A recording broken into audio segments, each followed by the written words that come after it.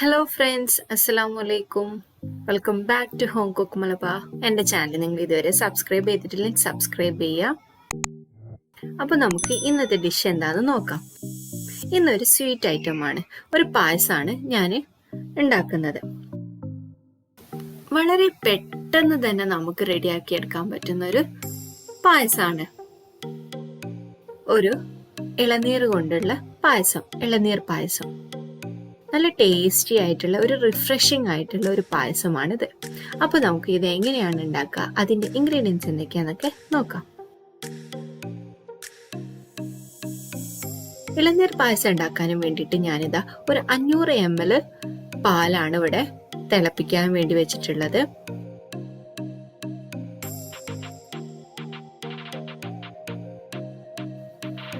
അതിലേക്ക് ആവശ്യത്തിന് പഞ്ചസാര ആഡ് ചെയ്ത് കൊടുക്കാം.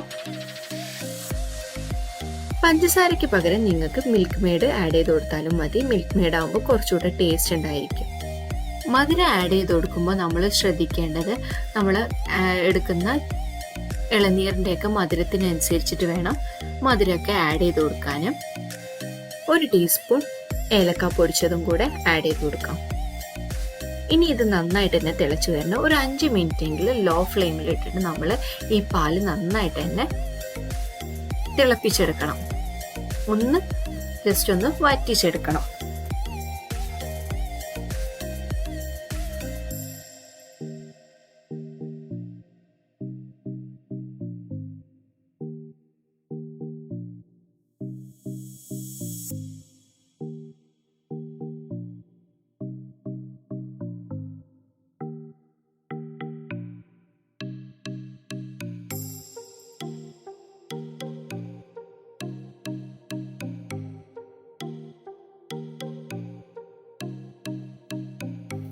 ഇപ്പോൾ ഇതാ പാല് ഏകദേശം വറ്റി വരുന്നുണ്ട്. ഇനി ഇത് നമുക്കൊന്ന് ഫ്ലെയിം ഓഫ് ആക്കാം. ഇപ്പോൾ ഇതാ നമ്മൾ ഫ്ലെയിമിൽ നിന്ന് എടുത്തിട്ടുണ്ട്. നമ്മുടെ പാല് നന്നായിട്ട് തിളച്ച് ഒന്ന് കുറുകി വന്നിട്ടുണ്ട്. അപ്പോൾ നമ്മൾ ഫ്ലെയിമിൽ നിന്ന് എടുത്തിട്ടുണ്ട്. ഇനി ഇതൊന്ന് ചൂടാറുന്നത് വരെ നമുക്കൊന്ന് വെയിറ്റ് ചെയ്യാം. അധികം ചൂടാറണമെന്നൊന്നുമില്ല. അതിൻ്റെ മുന്നേ ആയിട്ട് തന്നെ നമുക്ക് ബാക്കിയുള്ള ഇൻഗ്രീഡിയൻസ് ഒക്കെ ആഡ് ചെയ്ത് കൊടുക്കാം. അപ്പോൾ അത് ജസ്റ്റ് ചൂടാറിയിട്ടുണ്ട്. ഇനി ഇതിലേക്ക് ഞാൻ ആഡ് ചെയ്ത് കൊടുക്കുന്നത് 1.5 കപ്പ് തേങ്ങാപ്പാലാണ്. നല്ല കട്ടിയുള്ള തേങ്ങാപ്പാലാണ് ഞാൻ ഇവിടെ ആഡ് ചെയ്ത് കൊടുക്കുന്നത്. ഇനി ഇതിലേക്ക് ആഡ് ചെയ്ത് കൊടുക്കേണ്ടത് നമ്മുടെ ഇളനീരാണ്. ഇളനീരിന്റെ ആ ഒരു കാമ്പ് ഫ്ലഷ് ഞാൻ നന്നായിട്ട് തന്നെ മിക്സിയിൽ ജ്യൂസ് അടിച്ചെടുത്തിട്ടുള്ളതാണ്. ഇതൊരു 2 കപ്പ് ഇളനീരിന്റെ ഫ്ലഷ് ഉണ്ടായിരിക്കും. ഞാൻ ഇളനീരിന്റെ വെള്ളത്തിലാണ് ഇത് ഞാൻ ജ്യൂസ് അടിച്ചിട്ടുള്ളത്. നന്നായിട്ട് പേസ്റ്റ് രീതിയിലാണ് ജ്യൂസ് അടിച്ചിട്ടുള്ളത്. എന്നിട്ട് ഇത് നന്നായിട്ട് തന്നെ മിക്സ് ചെയ്ത് കൊടുക്കാം.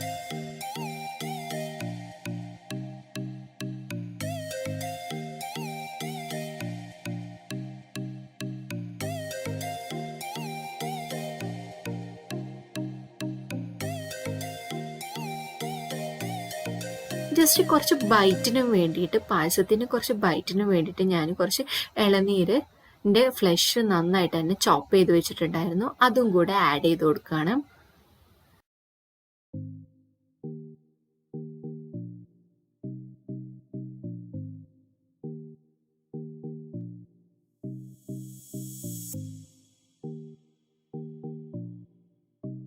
ഇതാ പായസം റെഡി ആയിട്ടുണ്ട്. നിങ്ങൾക്ക് വേണമെങ്കിൽ ഇതേപോലെ സെർവ് ചെയ്യാവുന്നതാണ്. ഒരു നേരിയ ചൂടോട് കൂടിയിട്ട് സെർവ് ചെയ്യാവുന്നതാണ്. അല്ലെങ്കിൽ ഇത് തണുപ്പിച്ച് നമുക്ക് കഴിക്കാൻ പറ്റുന്നതാണ്. ഇളനീരായതുകൊണ്ട് തന്നെ പായസം നല്ല ടേസ്റ്റാണ് കേട്ടോ. ഇളനീർ എല്ലാവർക്കും ഇഷ്ടമാണല്ലോ. അപ്പോൾ പായസം എല്ലാവർക്കും ഇഷ്ടമാവുന്നതാണ്. അപ്പോൾ നിങ്ങൾ ഇളനീര് കിട്ടുമ്പോഴൊക്കെ ഇങ്ങനെയൊക്കെ ഒന്ന് ചെയ്ത് നോക്കും. നല്ല അടിപൊളി ടേസ്റ്റാണ്. അപ്പോൾ ഇന്നത്തെ ഈ ഒരു സിമ്പിളായിട്ടുള്ള പായസത്തിൻ്റെ റെസിപ്പി നിങ്ങൾക്ക് എല്ലാവർക്കും ഇഷ്ടമായെന്ന് വിചാരിക്കുന്നു.